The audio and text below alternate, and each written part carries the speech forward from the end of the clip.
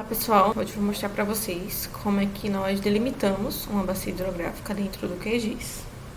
Então, o que é que a gente tem que primeiro fazer para começar a fazer esse processamento? Então, aqui eu estou com a janela do QGIS aberta, certo? E a primeira informação que a gente precisa ter é o modelo digital da elevação, porque vocês bem sabem que a gente precisa ter informações da topografia para entender qual é o direcionamento da água, quais os locais que tenham a maior declividade, maior escoamento, porque isso vai começar a gerar os fluxos hídricos, que esses fluxos vão começar a se convergir até o ponto mais baixo, que é justamente o nosso exutório. Então, o ponto mais baixo daquela região que a gente vai estar delimitando, que a gente conhece como exutório, é definido como o ponto mais baixo que uma bacia hidrográfica vai ter.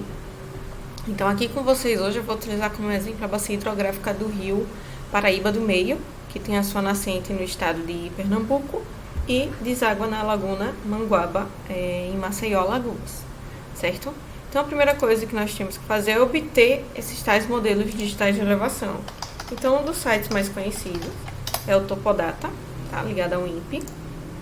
E nesse primeiro link aqui que aparece para vocês, a gente consegue acessar esses modelos digitais de elevação. Vocês vêm aqui em acesso, clica nesse link que aparece aqui embaixo, tá? E aí ele vai abrir uma nova aba e ver que abriu aí todo o mapa do Brasil. Então essa daí, o Topodata foi uma missão focada aí no relevo brasileiro. E aí a gente, com o cursor do mouse, a gente consegue aproximar para qualquer área que a gente tenha interesse. No caso da bacia hidrográfica do Rio Paraíba do Meio, eu já sei que ela engloba essas 4 cenas, tá? Então, essa 08375, 0836, 09375 e 0936. Então, eu preciso dessas 4 informações, dessas 4 imagens de relevo, para conseguir gerar a bacia hidrográfica do Rio Paraíba do Meio. Então, é uma bacia extensa e que passa dentro desses 4 quadrantezinhos. Então, para baixar é bem simples, vocês clicam em uma delas e clica aqui em altitude. Quando vocês clicam em altitude, ele já vai baixar o arquivo zipado referente a essa cena. Se você quiser outra, é o mesmo procedimento. Clique em altitude e ele já vai fazer um download. Para facilitar, eu já tinha feito o download dessas imagens. Então, já tinha colocado aqui. Então, veja que nós temos os 4 arquivos, certo? E aí, o procedimento é simplesmente extrair esses arquivos dentro dessa pasta, porque é a partir desses arquivos que nós vamos conseguir abrir dentro do QGIS, tá? Então, as imagens já foram zipadas. E aqui, a primeira coisa que nós temos que fazer ao abrir um projeto, certo? É definir o nosso sistema de coordenadas. E como é que nós definimos esse sistema de coordenadas? Então, se vocês clicarem aqui em projeto e vierem aqui em propriedades, certo? Ele vai abrir essa janela e aqui dentro do SRC nós conseguimos definir sistema de coordenadas geográficas. Eu vou utilizar com vocês o SIRGA 2000, tá? Que é o sistema de coordenadas mais utilizado aqui na América do Sul, principalmente no Brasil. Então é um sistema de coordenadas oficial.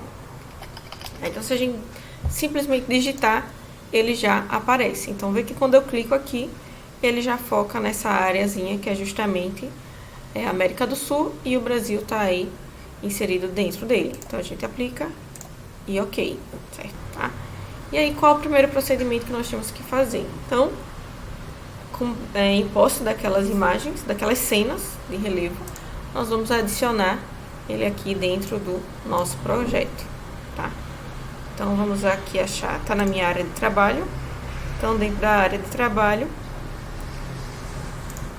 bacia, e aqui vê que estão os 4 arquivos, tanto os 4 em formato .tif, que é formato matricial, quanto os 4 zipados. Então, depois que vocês extraírem, se vocês quiserem, vocês podem até apagar já esse arquivo, que ele não vai ser mais utilizado para nada. Aí, então, vou aqui abrir o primeiro, só para vocês verem o que é que acontece. Ele já deu essa informação de erro, que já a gente tenta ajustar, mexendo no sistema de coordenadas dessa imagem. Então, vê aqui, ó, que ele já adicionou essa primeira imagem. Vamos adicionar a segunda para vocês verem como é que vai ficar.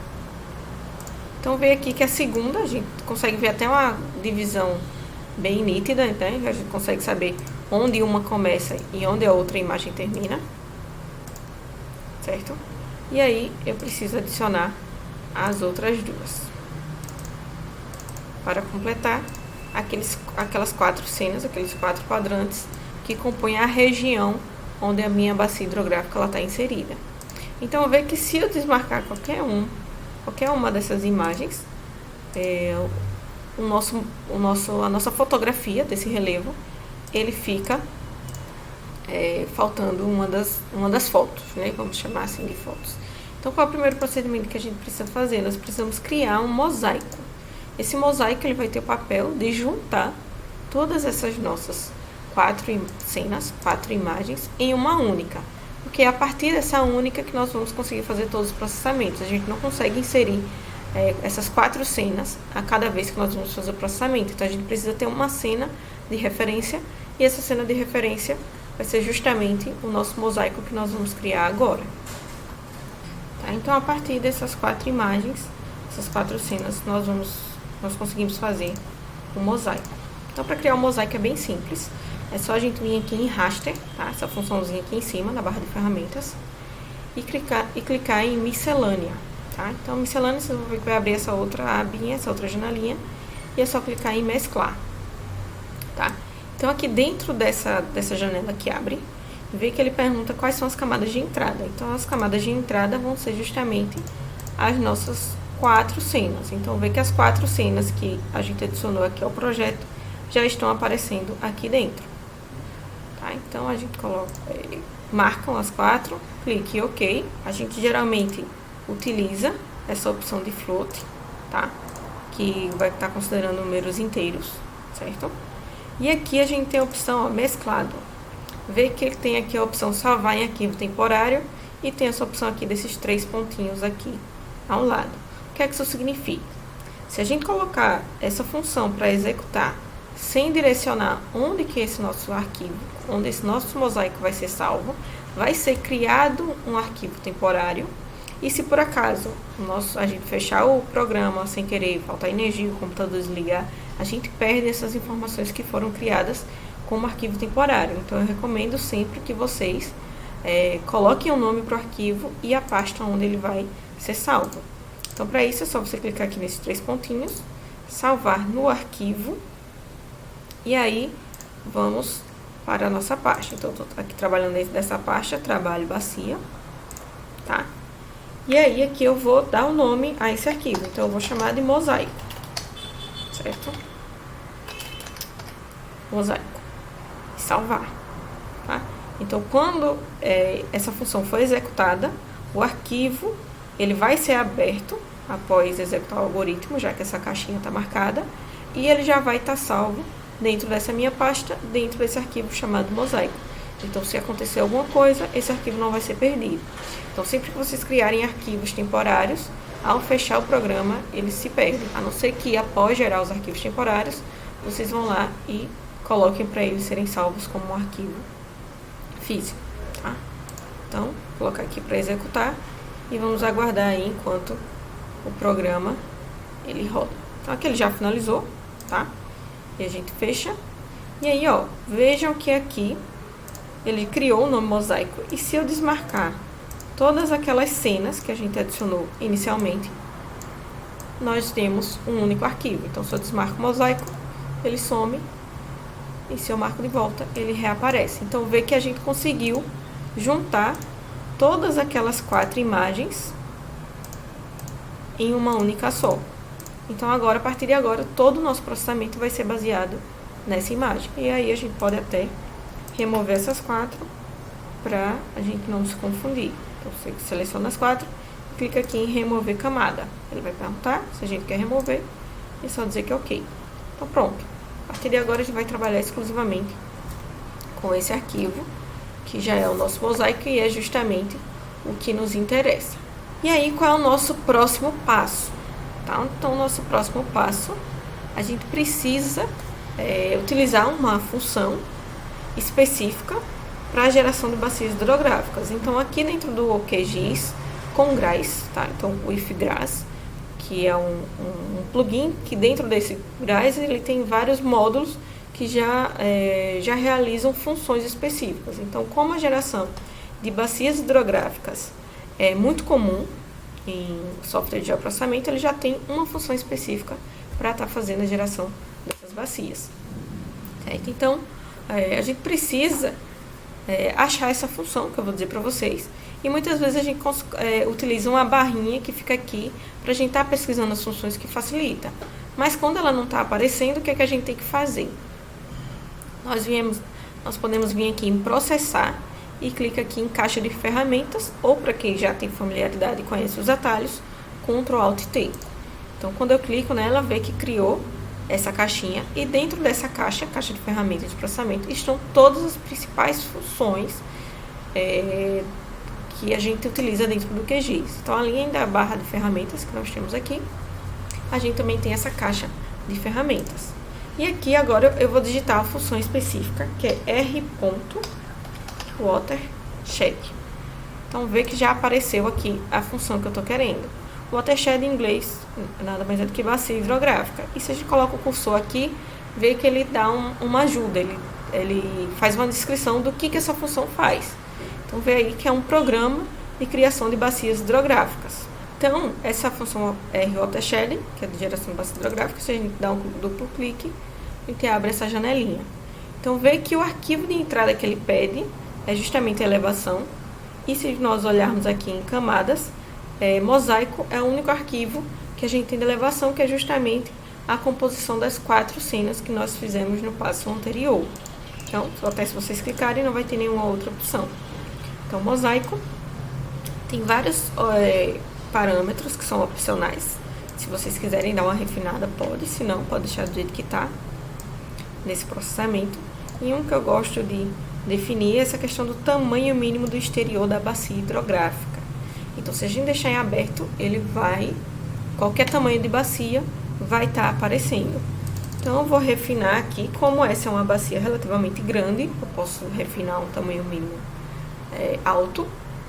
Então, vou colocar aqui 2000, tá? Porque eu já fiz um processamento anterior e vi que esse valor do tamanho mínimo foi adequado para essa situação. E aí, vê que aqui embaixo ele dá uma descrição dos parâmetros avançados que serão criados, tá? Então, vê que todos esses vão ser salvos em arquivos temporários. Então, eu vou deixar do jeito que está, porque poucos deles eu vou precisar posteriormente, para esse caso aqui da bacia hidrográfica. Mas, se vocês acharem mais seguro, mais pertinente, vocês podem vir aqui, como lá na criação do mosaico, e colocar o destino que esses arquivos serão salvos, para eles não ficarem como arquivos temporários. E aí vocês clicam aqui nos 3 pontinhos, salvar no arquivo, escolhe a pasta, dá o nome e pronto, tá? Sempre que vocês fecharem o projeto, abrir ele novamente, esses arquivos vão continuar existindo. Então, vou colocar aqui para executar. Essa função ela demora um pouquinho mais, já que ela gera vários arquivos, certo? Então, depois de um tempinho, vai aparecer essa mensagem aqui de que o algoritmo foi finalizado, r.watershed. Então, observem que essa é uma função que demora um pouquinho para rodar, ela é um pouco lenta, não é como a criação do mosaico, que foi poucos segundos, aqui a gente esperou alguns minutos, tá? E aí eu vou fechar aqui, tá? Então, depois que a gente fecha aquela janela, vê que aqui ficou cinza, mas a gente tem vários arquivos aqui dentro, tá? Então, são todas as funções, todos os arquivos, todos os processos necessários para que a gente chegue nas informações básicas para a gente conseguir fazer a delimitação da bacia hidrográfica.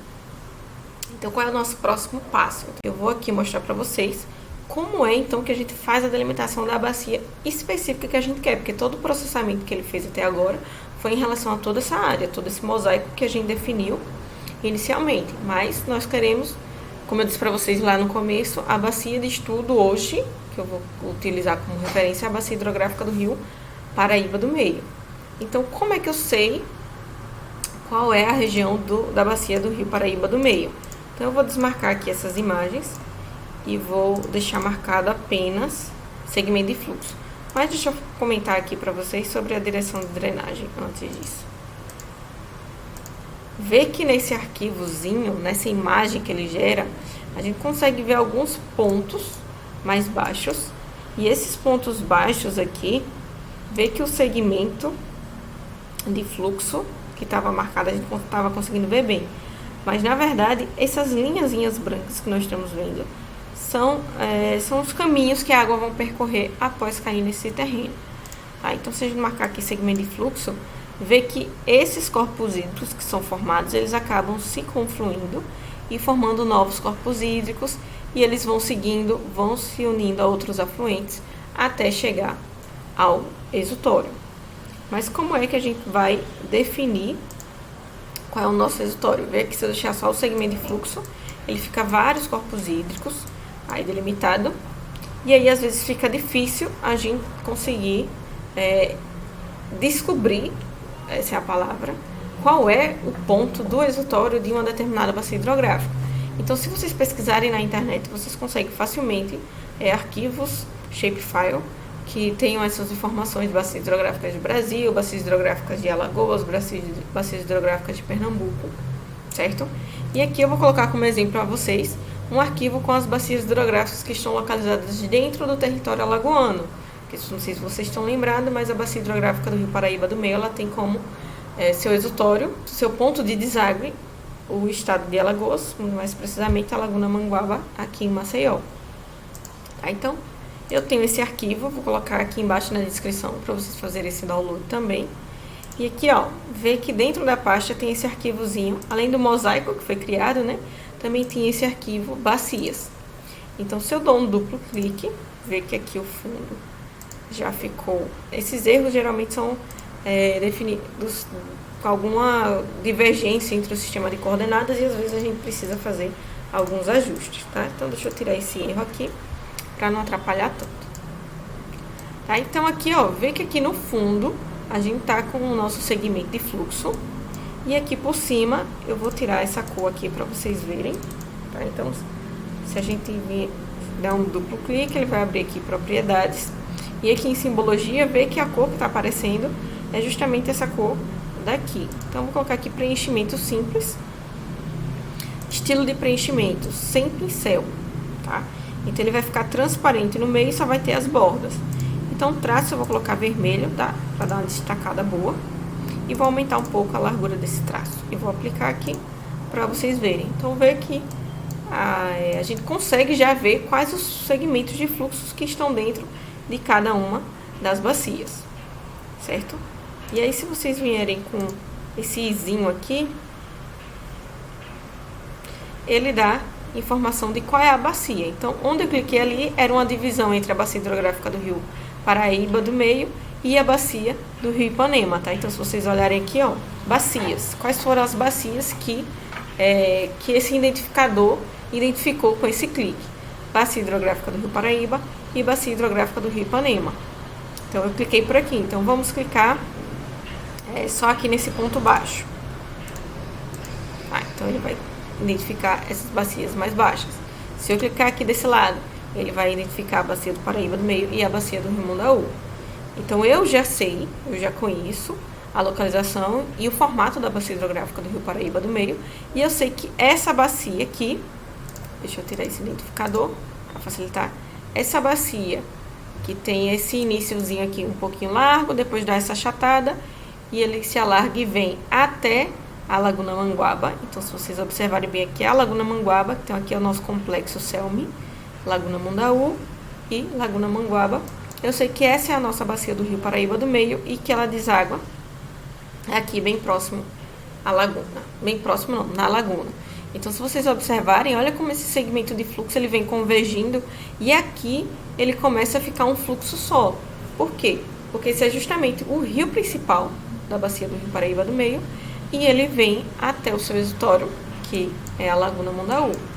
Então, qualquer ponto que a gente marcar aqui, a gente já consegue delimitar essa bacia, certo? E aí, qual é o próximo passo para a gente fazer essa definição? Então, onde é que vai ser o nosso exutório? Qual é o nosso ponto mais baixo da bacia? Então, existe essa função, aqui eu vou até apagar para pesquisar novamente para vocês verem como é. Então, naquela caixa de ferramentas de processamento, se a gente digitar r.water, vê que tem aqui o watershed, que foi a primeira função que nós utilizamos, e existe também essa water outlet. Então, é justamente o ponto mais baixo. Então, ainda está dentro do programa do GRAS, de geração de bacia hidrográfica, e é uma função específica para a gente definir o reservatório da nossa bacia, porque às vezes a gente consegue gerar bacias hidrográficas gerais, que é pode ser o nosso intuito, mas aqui nesse caso em específico a gente quer uma bacia hidrográfica específica num reservatório específico. Então, dou um duplo clique aqui no Water Outlet, e aqui ele vem, pede o nome do mapa raster de entrada, certo? Então, aqui nós temos que colocar justamente as informações da drenagem. Então, ao invés de a gente colocar o segmento de fluxo nada mais é que um resumo da nossa direção da drenagem, certo? Então, a direção de drenagem, que é esse arquivozinho aqui, que a gente analisou inicialmente, é esse que o programa do R.Water Outlet ele quer para que a gente consiga fazer a marcação do reservatório. Então, eu vou mostrar para vocês que a gente, na verdade, vai acabar utilizando essas duas informações, certo? Então, vou reabrir aqui o programinha, e aqui o arquivo que nós vamos colocar é justamente a direção da drenagem, tá? Que é o arquivo que o programa vai ler para a geração da bacia hidrográfica. E aqui, ó, vê que ele pede as coordenadas do reservatório. Se você já tiver as informações latitude e longitude desse ponto específico, você pode vir aqui e digitar. Mas como não é o nosso caso, se a gente clicar aqui nesses 3 pontinhos, tá, vocês vão ver que a gente consegue, dentro do mapa, marcar especificamente qual é o ponto do reservatório que a gente quer utilizar. Então, vê que eu cliquei nos 3 pontinhos e apareceu esse cursorzinho. Então, vê que eu sei que aqui é a bacia do Rio Paraíba do Meio e aqui está a Laguna Manguaba. Então, eu vou marcar num trecho do rio mais próximo possível dessa laguna, tá? Então, aqui, ó, esse trechozinho aqui tá bem fácil de ficar identificável. Vê que o trecho, que o corpo hídrico, ele tá adentrando a Laguna Manguaba e é um corpo hídrico que é oriundo da bacia hidrográfica do Rio Paraíba do Meio. Então, vou marcar aqui no meio, a título de exemplo. Cliquei com o botão esquerdo, um clique simples, e vê que aqui, ó, ele já atribuiu as informações de latitude e longitude, as informações geográficas desse ponto, certo? E aí, mais uma vez, ele vai gerar uma bacia, e aí ele pode salvar em arquivo temporário ou no arquivo que a gente coloque específico para ele salvar. Como essa já é a bacia que eu estou querendo trabalhar, eu vou colocar para ele salvar no arquivo específico, tá? Então, eu vou dar aí o nome. Então, evitem usar acentos, usar espaços, para evitar que o programa ele tenha erros dentro das funções, nos processamentos. Então, é aconselhável que no lugar de espaço a gente utilize traço, underline. Então, eu vou colocar aqui bacia hidrográfica, underline, Paraíba. Sem acento, já ia colocando com. Então, BH, underline, Paraíba. Salvar. E aí, eu coloco para executar. E aí, agora o programa, ele está fazendo a delimitação daquela bacia exclusiva oriunda desse ponto da história. Então, ele vai desconsiderar todas as outras regiões e vai considerar só a área de drenagem, toda a área que está drenando para esse único ponto, que é o outlet da nossa bacia. Então, a tarefa concluída. Então, vou fechar aqui e ver que aqui já surgiu algum arquivo com a coloração amarela. Então, eu vou tirar o zoom e vejam só. Essa parte em vermelho, lembra que era um gabarito que a gente utilizou só para nortear a definição do nosso reservatório. Vê que se eu desmarcar, nós vamos ter exatamente a região da bacia hidrográfica do Rio Paraíba do Meio, que foi o nosso objetivo, que era delimitar a bacia hidrográfica do Rio Paraíba do Meio, certo? Esse arquivo está em formato raster. Muitas vezes a gente utiliza essas regiões para calcular a área, extrair perímetro, colocar postos pluviométricos, localização, e geralmente a gente não utiliza ele no formato raster, não utiliza no formato matricial. A gente geralmente utiliza ele no formato de polígonos e linhas, tá? Então, isso é a gente simplesmente transformar esse arquivo de raster para vetor, porque dentro do vetor a gente tem as possibilidades de polígonos, linhas e pontos, tá? E aí eu vou mostrar para vocês aqui como é que a gente faz para fazer essa transformação de raster para vetor. Então, se a gente clicar aqui em raster, converter raster para vetor, certo? Então, qual é a camada de entrada? Qual é o arquivo que a gente está querendo transformar em vetor? Então, o arquivo que nós estamos querendo transformar em vetor é justamente esse que acabou de ser criado, BH Paraíba, tá? Parâmetros vetorizados, então eu vou colocar ele para salvar também em um arquivo, que agora eu vou chamar de BH Paraíba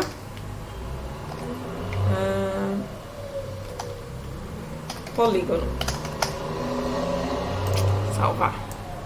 E aí coloca essa função para executar.